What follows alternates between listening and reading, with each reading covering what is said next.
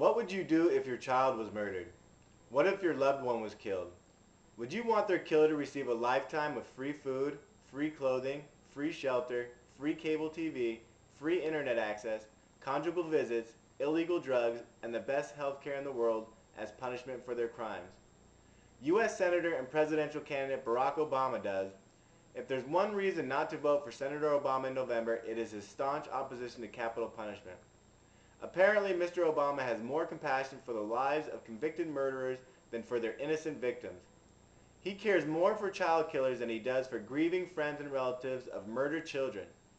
In fact, convicted killer Dale Bishop even went so far as to campaign for Senator Obama recently, his last words before being executed, saying, "For those who oppose the death penalty and want to see it end, our best bet is to vote for Barack Obama because his supporters have been working behind the scenes to end this practice."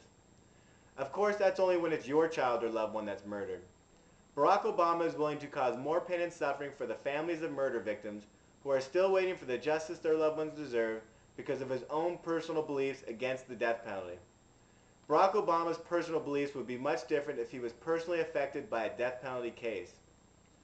What if Barack Obama's children were raped and terrorized to death the same way 12-year-old Polly Klaas was killed by career criminal Richard Allen Davis in 1993? Obama doesn't care that Davis continues to torment Polly's father from death row. What if Barack Obama's children were kidnapped from their doorstep, sodomized, and killed the same way 5-year-old Samantha Runyon was murdered by Alejandro Avila?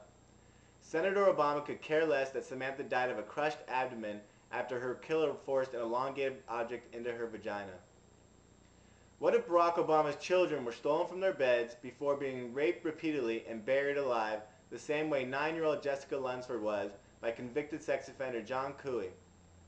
Barack Obama is indifferent to the fact that Cooey will live comfortably on death row before dying of old age. What if Barack Obama had a loved one that was raped to death like 21-month-old Consuelo Verdugo at the hands of Vincent Benavides in 1991? Mr. Obama cares more about the treatment of Vincent Benavides than he does about Consuelo Verdugo's family. What if Barack Obama's children were raped and murdered, like 7-year-old Megan Kanka was, by habitual sex offender Jesse Temendequez? Temendequez was sentenced to death for taking Megan's life in 1994. After 13 years on death row, Temendequez's sentence was commuted to a comfortable life in prison when politicians in New Jersey, who share Barack Obama's disdain for capital punishment, ended the death penalty. The same politicians who pretended to care about kids by passing laws named after murdered children when it was politically expedient.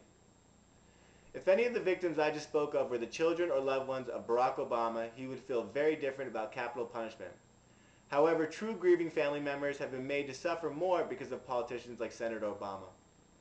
I hope that Mr. Obama will never have to suffer the loss of a loved one at the hands of a brutal killer and will never have to know the pain and sadness he himself is causing to others who have.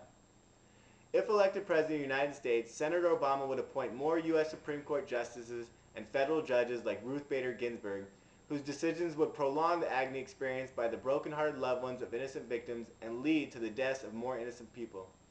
So please, for the sake of children everywhere, please don't vote for Barack Obama.